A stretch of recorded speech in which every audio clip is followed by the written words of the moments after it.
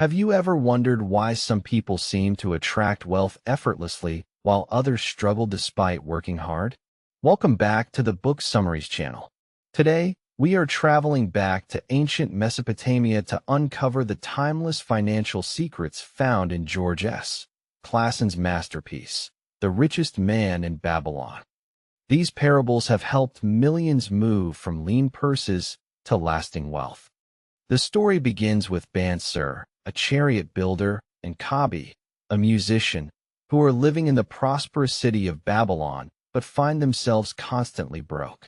Despite years of hard work, they realize they have no wealth to show for their labor and decide they are tired of just getting by. They observe that many people around them are draped in gold, yet they remain in a cycle of poverty. They conclude that wealth is not a matter of luck, but is governed by specific laws that they simply haven't learned yet. This realization leads them to seek out their childhood friend Arkad, who has become the wealthiest man in the city. They wonder why Arkad was able to find such abundance while they remained in lack, despite having similar starts in life. The chapter sets the stage for a journey of financial education, emphasizing that desire is the first step to wealth. It highlights the importance of seeking wisdom from those who have already achieved success. Bansir and Kabi represent the average person who works hard but lacks a financial plan. Their decision to seek advice marks the beginning of their transformation. This chapter teaches that if you want to be wealthy, you must admit your ignorance and find a mentor. In this chapter, Arkad shares his life story and how he learned the secrets of money from a wise moneylender named Algamish. Arkad explains that he was once a lowly scribe who worked long hours, but had nothing saved until Algamish gave him a simple rule. The rule was, "A part of all I earn is mine to keep." Initially, Arkad was confused, thinking all his earnings belonged to him. But Algamish pointed out that he paid everyone else, the tailor, the baker, except himself. Arkad eventually learned to set aside at least 1/10 of his income before spending a single penny on anything else. He explains that wealth grows like a tree from a tiny seed, and the copper you save is the seed that will grow into your fortune. Algamish also taught Arkad to seek advice only from experts. For example, don't ask a brickmaker about jewels. Arkad shares that he failed several times by making bad investments before he finally mastered the art of making his money work for him. He emphasizes that wealth is built through consistency and the power of compound interest. The key takeaway is that you must pay yourself first to build a foundation for wealth. By the end of his training, Arkad became a partner in Algamish's estate, proving that financial wisdom leads to opportunity. King Sargon of Babylon asks Arkad to teach the citizens how to become wealthy so the city can maintain its prosperity. Arkad presents 7 cures to a large group of students over 7 days to help them fill their empty purses. The first cure is to start thy purse to fattening, which repeats the principle of saving 10% of all earnings. The second cure is to control thy expenditures, teaching the difference between mandatory expenses and casual desires. The third cure is to make thy gold multiply, which emphasizes investing savings so they generate more income through interest. The fourth cure is guard thy treasures from loss, advising against risky investments and encouraging the protection of principal capital. The fifth cure is make of thy dwelling a profitable investment, suggesting that owning your own home reduces the cost of living. The sixth cure is ensure a future income, which is an early form of retirement planning to support one's family and old age. Finally, the seventh cure is increase thy ability to earn, urging people to cultivate their skills and knowledge to command higher pay. These 7 steps provide a comprehensive roadmap for anyone looking to achieve financial independence. In the Temple of Learning, Arkad and his students discuss whether good luck can be attracted or if it is purely random. They conclude that true good luck is actually opportunity meeting preparation.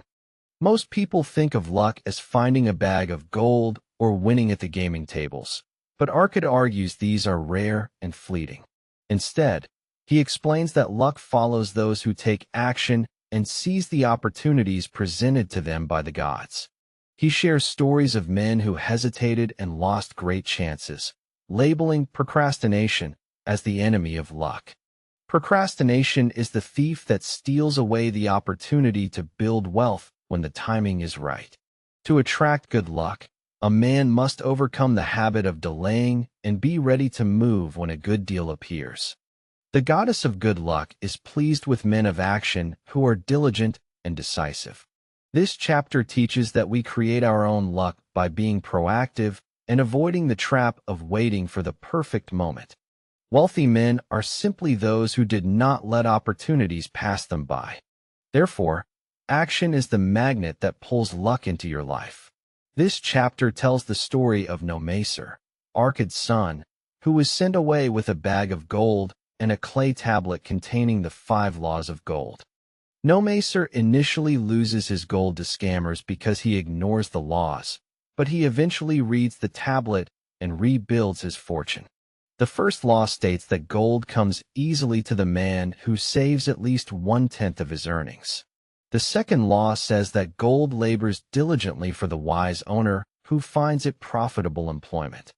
The third law explains that gold clings to the protection of the cautious owner who invests under the advice of men wise in its handling. The fourth law warns that gold slips away from the man who invests in businesses with which he is not familiar.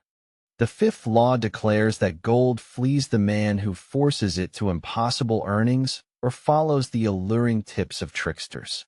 Nomacer realizes that the wisdom on the tablet was actually more valuable than the gold his father gave him. He returns to Babylon 10 years later as a wealthy man to prove he is worthy of his father's estate. This chapter emphasizes that knowledge and discipline are the true foundations of wealth, far more than inherited money. The 5 laws serve as a warning against greed and a guide for safe, long-term growth. Rodin, a spearmaker, finds himself with 50 pieces of gold after receiving a reward from the king and seeks advice from Mathan, the gold lender. Rodin is conflicted because his sister wants him to lend the money to her husband to start a shop, but Rodin fears the husband is incompetent. Mathan shares his wisdom through a series of metaphors, including the story of the ox and the donkey, to explain the risks of lending. He tells Rodin that if you desire to help thy friend, do so in a way that will not bring thy friend's burdens upon thyself. Mathan shows Rodin his collection of tokens from borrowers, explaining that some are safe and some are very risky.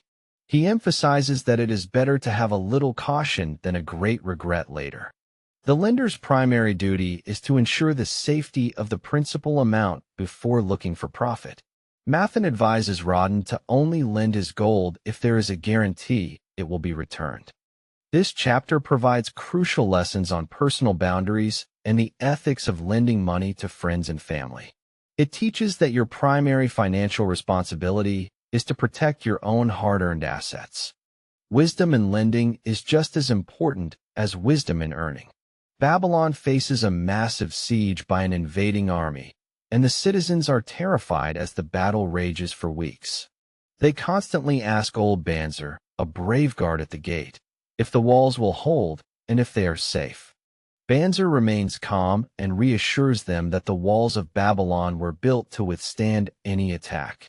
The chapter serves as a metaphor for the necessity of financial protection and insurance in modern life. Just as the city relied on its thick walls for security, individuals must have walls of savings and insurance to protect against life's disasters.